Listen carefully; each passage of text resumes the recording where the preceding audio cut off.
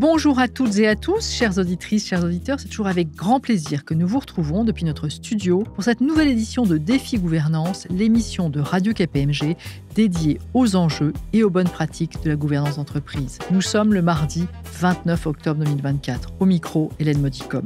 Comme annoncé dans notre édition de fin septembre dernier, le format et le rythme de notre émission évoluent. Désormais, nous vous retrouverons chaque mois, soit pour vous présenter un journal de l'actualité de la gouvernance d'entreprise, soit pour interviewer un ou plusieurs invités autour d'un sujet clé. Pour cette édition d'octobre, nous avons choisi d'approfondir le devoir de vigilance. Dans ce domaine, la France a été pionnière, puisqu'avec la loi sur le devoir de vigilance de 2017, l'Hexagone est devenu le premier État à adopter des règles obligatoires qui font suite au drame du Rana Plaza au Bangladesh. En résumé, cette loi s'applique aux entreprises françaises employant au moins 5 000 salariés en France ou 10 000 dans le monde. Elle exige qu'un plan de vigilance centré sur la protection de l'environnement et les droits humains soit établi et mis à jour chaque fois que nécessaire. Ce plan doit analyser les risques réels et potentiels de l'activité de l'entreprise sur ces thèmes et prévoir les mesures nécessaires pour y remédier. Ajoutons qu'il doit être formalisé après concertation avec les parties prenantes, qu'il s'étend aux groupes et aux fournisseurs et aux sous-traitants avec lesquels l'entreprise est en relation habituelle et qu'il peut être challengé par des parties prenantes insatisfaites. En effet, celles-ci peuvent mettre en demeure l'entreprise de l'améliorer, voire saisir un juge pour obtenir une injonction en ce sens. Plusieurs affaires font d'ailleurs déjà l'objet d'un contentieux en France devant la Cour d'appel de Paris. Enfin, en avril 2024, une directive européenne a été adoptée sur le même sujet avec pour principal effet, en France, de s'appliquer à beaucoup plus d'entreprises puisque le seuil de salariés sera abaissé à 1000, mais avec une condition supplémentaire de réaliser au moins 450 millions d'euros de chiffre d'affaires. Cette directive prévoit également la possibilité de sanctions financières pouvant aller jusqu'à 5% du chiffre d'affaires du groupe. C'est pour approfondir tous ces enjeux que nous avons aujourd'hui convié à notre micro Rémi Noyac. Bonjour monsieur, bonjour Rémi. Bonjour Hélène, bonjour à toutes et à tous. Un grand merci tout d'abord d'avoir accepté notre invitation. Nous sommes ravis de vous recevoir au micro de Défi Gouvernance. Alors, une petite bio express de vous Rémi. Vous avez débuté votre carrière comme avocat spécialisé en droit de l'environnement. Vous avez travaillé sur des sujets comme la protection de la nature, la reconversion de friches industrielles. Vous avez ensuite rejoint le département juridique du groupe Total Énergie et vous êtes maintenant directeur de la division juridique sociétale. Alors, cette division, dont vous avez la responsabilité, s'occupe de la rédaction, de la mise à jour du plan de vigilance du groupe et délivre des conseils juridiques aux entités centrales qui s'occupent des sujets de durabilité. Alors, par sujet de durabilité, on pense aux droits humains, on pense à l'environnement, on pense aux relations parties prenantes, etc. Alors, ma première question sera tout à fait en lien, bien sûr, avec le sujet du devoir de vigilance. Comment le groupe Total Énergie a-t-il appréhendé cette réglementation ?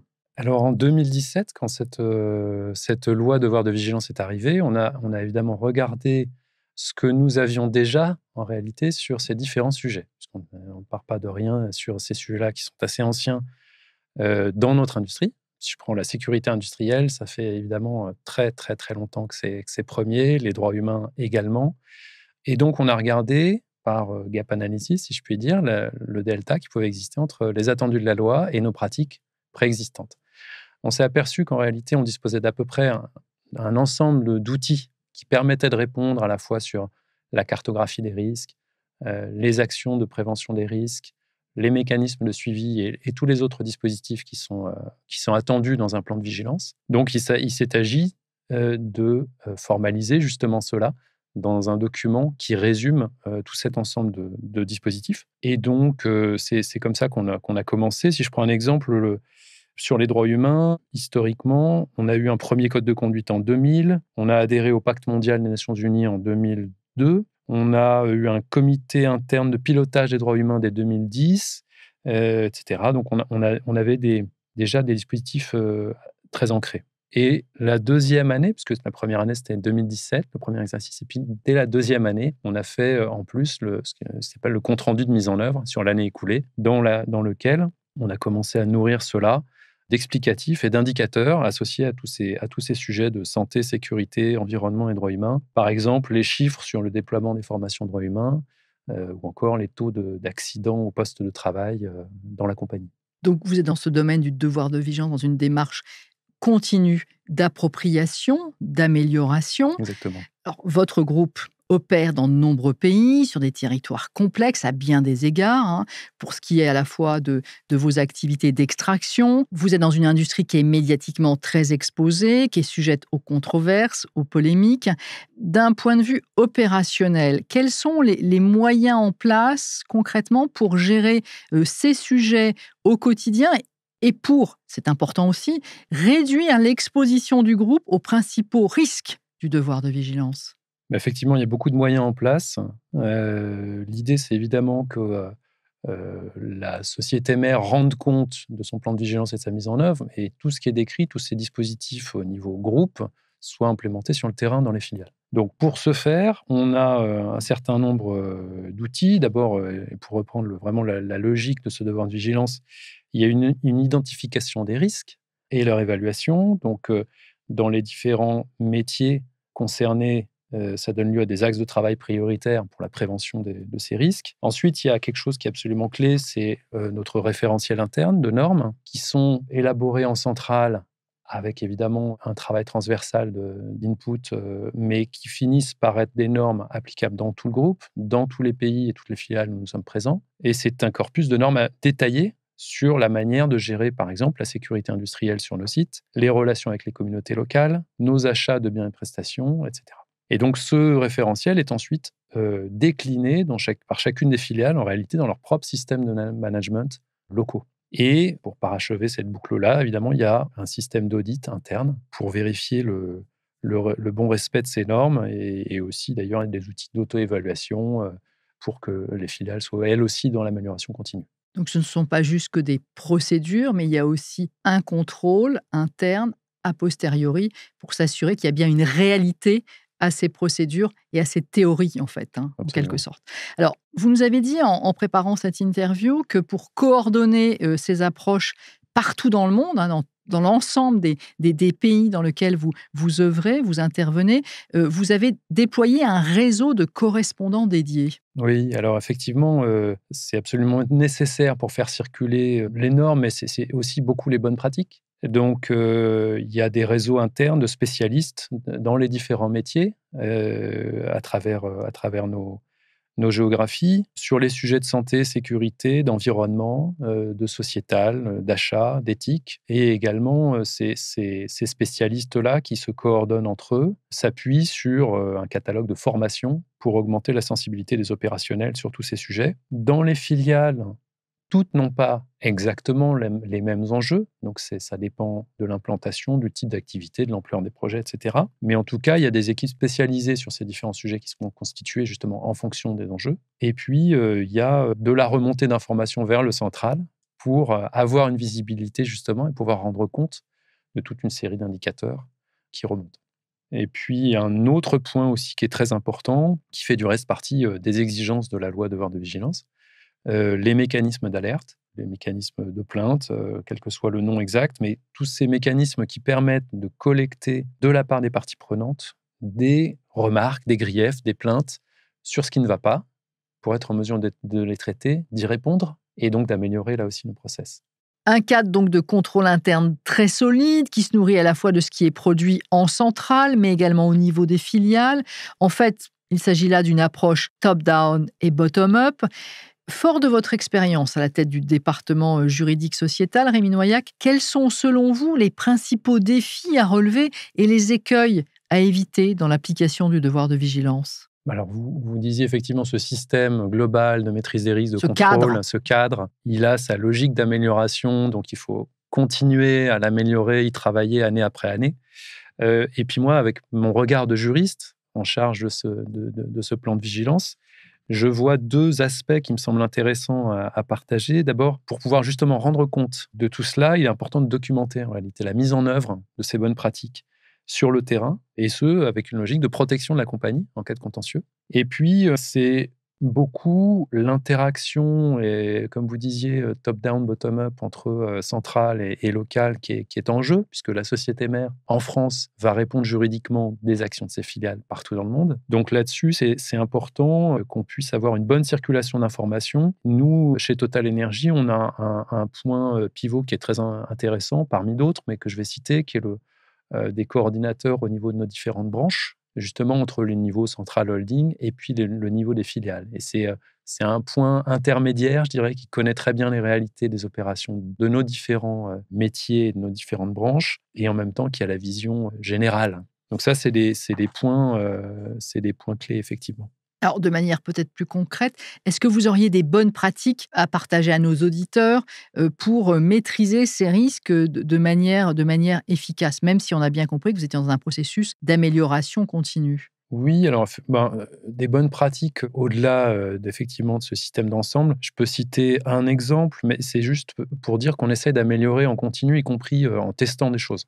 En mode pilote, sur certains endroits, sur certains périmètres. Je peux citer, les tests qu'on fait sur le Workers Voice, qui est un outil, de collecte de feedback, de la part des salariés, en fait, des travailleurs de nos prestataires et de nos sous-traitants. C'est une des manières justement d'identifier là où il pourrait y avoir des soucis chez nos fournisseurs. Et ça, vous le captez comment? En l'occurrence, ce Worker Voice, c'est un outil, de collecte de feedback par smartphone. Donc, directement sur le terrain, les travailleurs concernés, là où ce type d'outil est déployé ou testé, ont accès à un outil qui leur est, rendu disponible pour qu'eux-mêmes puissent directement, dans leur quotidien, témoigner des éventuelles problématiques qu'ils rencontrent. Donc c'est en quelque sorte une ligne d'alerte. Oui, c'est une sorte de ligne. Alors c'est pas conçu comme une ligne d'alerte, mais plutôt d'alimentation de l'analyse des risques, même si en effet ça participe de la remontée de problèmes et donc des problèmes qu'il faut éventuellement traiter. C'est bien clair. Dans une édition précédente de Défi Gouvernance, au mois de mai, le 16 mai pour être précise, que vous pouvez d'ailleurs réécouter, chères auditrices, chers auditeurs, dans notre application Radio KPMG, nous avions exploré le thème des parties prenantes. Alors l'actualité nous le rappelle très régulièrement, hein, Total Energy, au même titre que d'autres majeures pétrolières, est régulièrement interpellée par des ONG sur des questions liées au devoir de vigilance, les ONG étant des parties prenantes, hein, faisant partie des parties prenantes. Avez-vous spécifiquement organisé un dialogue avec vos parties prenantes et si oui, de quelle manière concrètement? Ouais, je vais vous donner les différents niveaux auxquels on fait du dialogue avec les parties prenantes. Parce qu'il y a plusieurs niveaux. Si je prends le niveau opérationnel, on a un référentiel sociétal, comme je vous l'indiquais, qui fait en sorte que nos sites opérationnels cartographient leurs parties prenantes. Avec, ils identifient les attentes de ces parties prenantes, leur implication, et ensuite de ça, ils programment des réunions, du dialogue et si besoin, des plans d'action pour traiter les impacts qui pourraient, ressortir de ce dialogue. Et donc le déploiement de ce dispositif-là, se poursuit dans nos différents, sites. Certaines filiales établissent un réseau de contacts dédiés avec les parties prenantes. Donc je peux citer par exemple dans le secteur, exploration-production de Total Energy, il y a un réseau de médiateurs, qui est en place pour avoir un dialogue continu et des échanges continus avec les communautés locales, mais aussi les autorités, et les acteurs de la société civile. Ce type de profil chez nous, ça s'appelle Community Liaison Officers, CLO. Donc c'est vraiment très identifié comme fonction. Ce sont des gens qui sont employés donc par les filiales et qui sont parfois issus des communautés locales, dont ils parlent les langues et dont ils connaissent les usages. Et en centrale? Alors en centrale, on a, différentes directions qui sont, au niveau de la holding qui veillent au maintien d'un dialogue avec les parties prenantes de la compagnie. Et ce dialogue avec les parties prenantes de la compagnie passe par exemple par, notre direction, Sustainability et Climat, qui assure le lien avec les ONG internationales et les grandes institutions et agences, multilatérales, telles que le Pacte mondial, de l'ONU. Il y a bien sûr aussi, puisqu'on est sur des sujets de santé-sécurité, on a le dialogue social régulier avec, les salariés et leurs représentants. Évidemment, dans un pays comme la France, c'est encadré, c'est fait dans le cadre des règlements de la réglementation. Dans d'autres pays, où, il n'y a pas forcément ce même type de cadre, on a, nous, à titre volontaire, un certain nombre d'actions qui sont prises. Par exemple, lorsque la législation locale ne rend pas obligatoire la représentation des salariés, nos filiales s'attachent à mettre en place une telle représentation. Donc, dans la plupart des filiales aujourd'hui, on a des représentants des salariés, qui sont, voilà, qui sont majoritairement, élus. Et ce que je peux noter aussi, côté fournisseurs, qui sont donc une des parties prenantes aussi de la compagnie, on a avec eux un cadre d'engagement qu'on appelle, nous, les principes fondamentaux dans les achats de Total Energy. C'est un ensemble de principes sur différents sujets, dont ceux qui sont couverts par le devoir de vigilance, mais côté santé, sécurité, environnement et droits humains, et qui imposent notamment aux fournisseurs de respecter, je peux citer, la liberté d'expression, la liberté d'association, de négociation collective, et de permettre que, même dans des pays où ce droit peut être restreint, Et il y en a. et il y en a, s'assurer que les employés concernés ont le droit de participer à un dialogue sur leur situation de travail au plan collectif. Donc un dialogue avec les parties prenantes riche, organisé, un dialogue à la fois délocalisé et centralisé, à plusieurs niveaux de l'entreprise, en France, partout dans le monde où exerce Total Energy, puisque votre groupe opère effectivement dans le monde entier. Alors, nos auditeurs n'entendent que le son, mais auriez-vous un exemple concret pour les faire voyager ? Oui, effectivement, donc je peux citer un exemple où Total Energy déploie ce dialogue avec les parties prenantes. Je vais vous emmener en Ouganda, par exemple. C'est en Afrique ? L'Ouganda, c'est en Afrique. C'est ça, En effet. j'ai toujours été nulle en géographie. L'Afrique des Grands Lacs. Et donc, en Ouganda, on a un projet qui est bien connu quand même du public français, qui est un projet de développement pétrolier sur lequel Total Energy est opérateur. Et on a donc une filiale qui met en œuvre ce projet. Et pour la consultation des parties prenantes, il y a beaucoup de méthodes et d'outils qui sont utilisés. Je parlais des Community Liaison Officers, il y en a un certain nombre dans la filiale. Et ils font par exemple des rencontres dans les villages concernés par le projet, des réunions, des groupes de discussion thématiques selon les cas. Ça peut être d'ailleurs, je vous donne un exemple de thème, la sécurité routière autour des sites et dans les villages, des visites, des tours de sites pour permettre aux parties prenantes externes de voir à quoi ressemblent nos installations, et diverses modalités qu'en anglais on appellerait communautaires, donc sociétales. Et donc c'est adapté évidemment au public, si je puis dire, concerné, aux personnes, avec également l'utilisation de divers médias, la radio, l'internet, et puis par exemple des webinaires qui s'appellent Let's Talk en l'occurrence, pour approfondir certains sujets d'intérêt pour les communautés locales.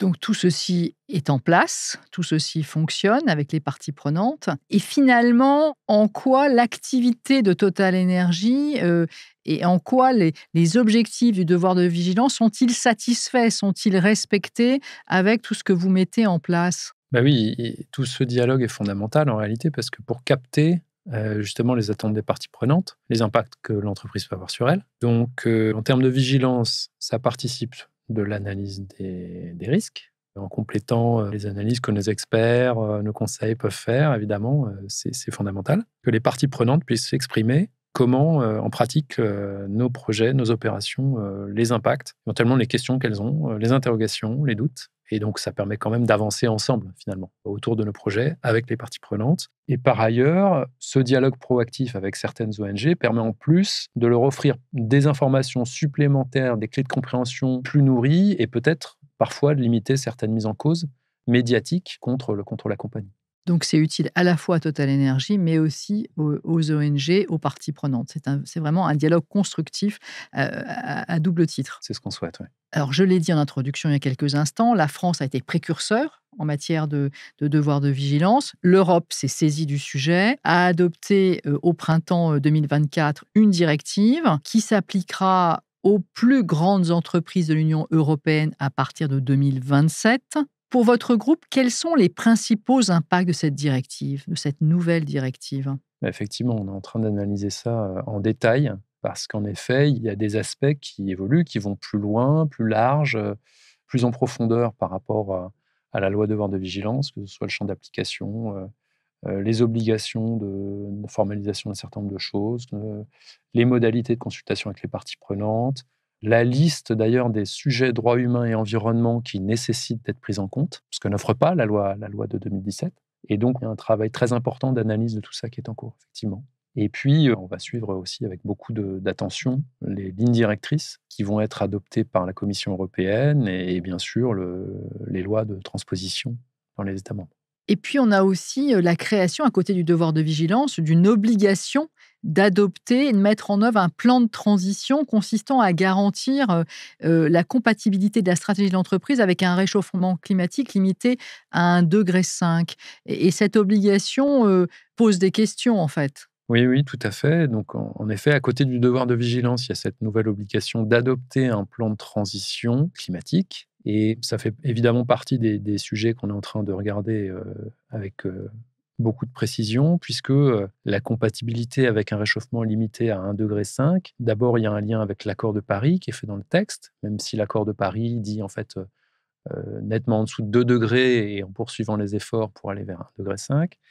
Même si aussi l'accord de Paris, il impose aux États de déclarer leurs objectifs de réduction des gaz à effet de serre, mais sans leur imposer à eux une telle compatibilité. Donc c'est un positionnement qui n'est pas évident à trouver pour chaque entreprise concernée. Et d'autant plus que on voit les chiffres qui sortent en ce moment avec le rapport d'émission du programme des Nations Unies là, qui fait état de projections de température qui ne sont pas favorables, qui annonce, je crois, un peu plus de 3 degrés de réchauffement, en tout cas dans l'état des engagements actuels des États, et donc qui engage les États à faire plus. Et puis par ailleurs, les avertissements des météorologues avec l'Organisation météorologique mondiale qui annonce l'atteinte des 1,5 degré dans les 5 prochaines années. Donc tout ça est à transcrire en comportement de qu'est-ce que c'est exactement qu'un plan de transition n'est pas évident à appréhender, même si, quoi qu'il en soit, donc les questions que je soulève là sont des questions de cadrage par rapport à un texte réglementaire, mais quoi qu'il en soit, Total Energy a une stratégie de transition qui, avec des objectifs de réduction des gaz à effet de serre qui sont ambitieux, qui n'ont d'ailleurs pas été revus à la baisse en termes d'ambition, malgré les chocs qu'il y a eu ces quelques dernières années. Dans notre industrie, ce n'était pas le cas de tous les acteurs. Et puis, une compagnie qui délivre ses objectifs année après année. Et c'est ça qui est très important.